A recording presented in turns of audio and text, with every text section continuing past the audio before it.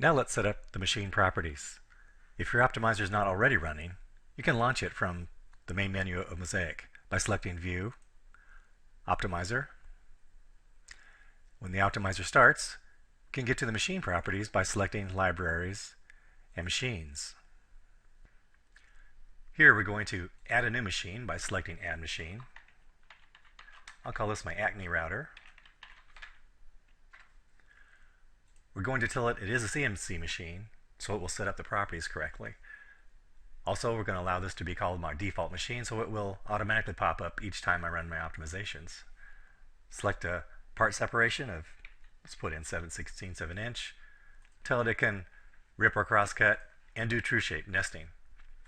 In addition, we can enter cost and time tracking. Now, the most important button on the CNC machine setup is the Setup CNC Router button. And here, the key thing you have to select is your post processor. I'm just going to select a generic post processor.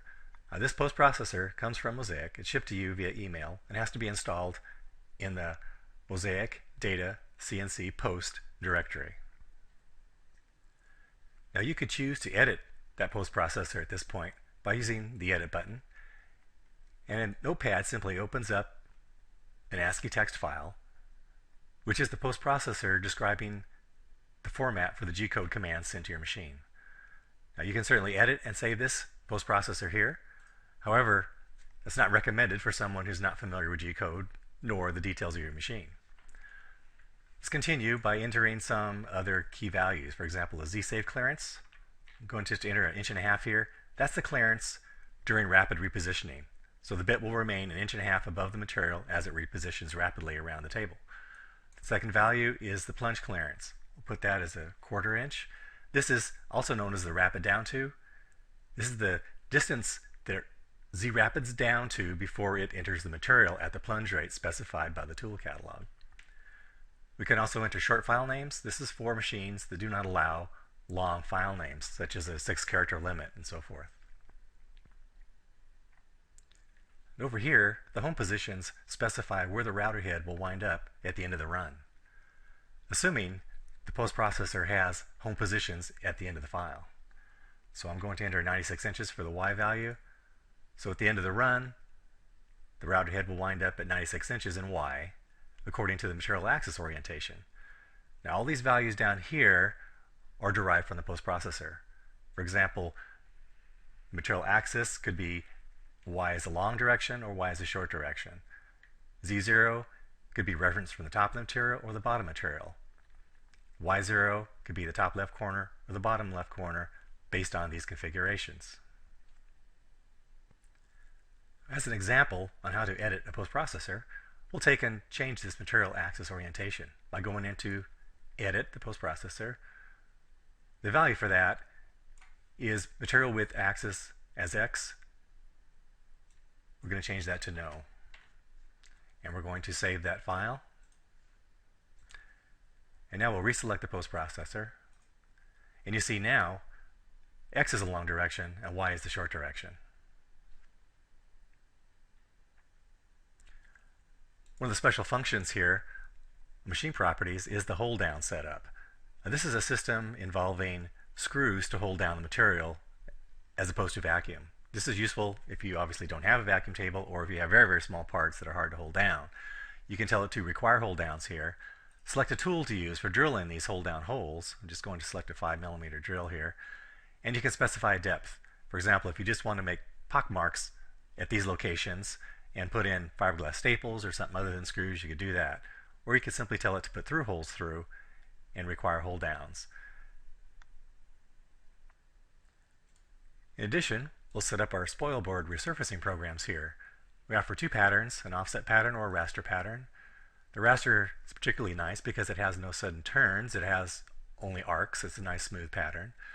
We select the tool we want to use. We'll select the fly cutter out of our material catalog and what the depth is for that fly cut. We'll put in 0.02 inches just to hopefully that'll clean it up. And I'm going to tell it it's in tool carousel, tool holder actually, number 8. Put in the spoil board size, 96 inches by 48. And we can have some X and Y offsets here if we'd like that pattern to be slightly larger or slightly smaller. Then we create a G-code pattern for that. and save it wherever we'd like to save it, and then export it to the machine. And now let's look at how to set up Mozaik's tool library. You can access the tool library from the Optimizer or Mozaik's main screen under Libraries, CNC Tooling. The tool library consists of two primary areas. First is the list of tools that you have available to you in your shop. The second is a list of tool sets that you use in your shop.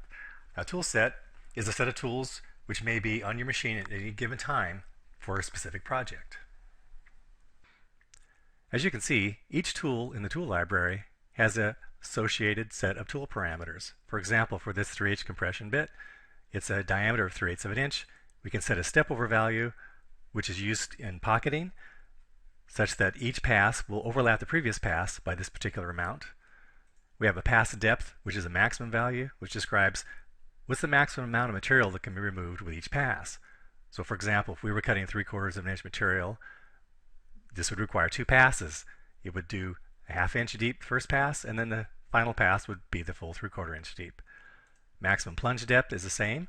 However, it describes how far the bit may plunge in the material at each given pass. So for example, during drilling operations, if this was set to a 1/2 inch in 3/4 inch material, it would actually do pecking. It would do 2 passes. It would plunge first into the material at a 1/2 inch, and then the second pass would be to the full 3/4 depth.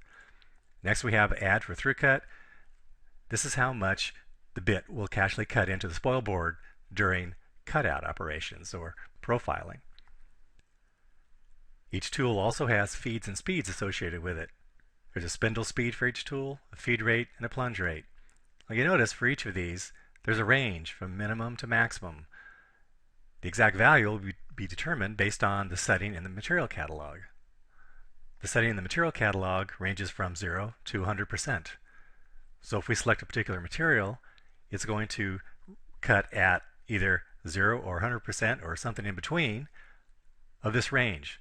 So for example, if we have a feed rate of 400 to 500, if we had a 50% setting in the material catalog, it would cut at 450. Therefore, more dense, harder materials will cut slower. Less dense, softer materials will cut faster. And for each tool, you can also set the type of tool it is, and you can move the tools up and down in the list just to organize them better. You can add tools to the list, you can edit the name of the tools in the list, or you can also delete tools in the list to maintain your tool library.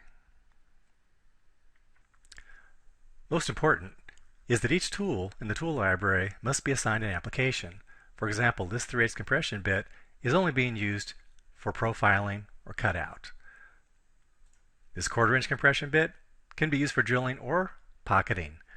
For example, in a drilling application, if the hole were 1/4 inch or smaller, this drill could be used.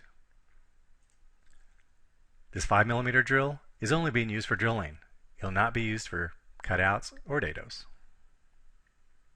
This is how Mozaik knows which tool to use for which type of operation. And finally, now that Mozaik knows what tools you have available and how they're to be used and their parameters, we can group them into tool sets.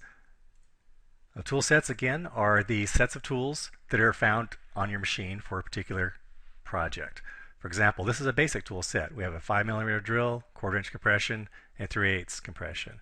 Those are in tool 1, 2, 3 positions. Here's a full tool set. It has the same first 3 tools, however it also has a dovetail tool here and some MDF door tools in 5, 6, and 7. You can add tool sets, delete tool sets, add and delete tools, create as many tool sets as you like that describe the actual tools that are present for a particular project on your machine.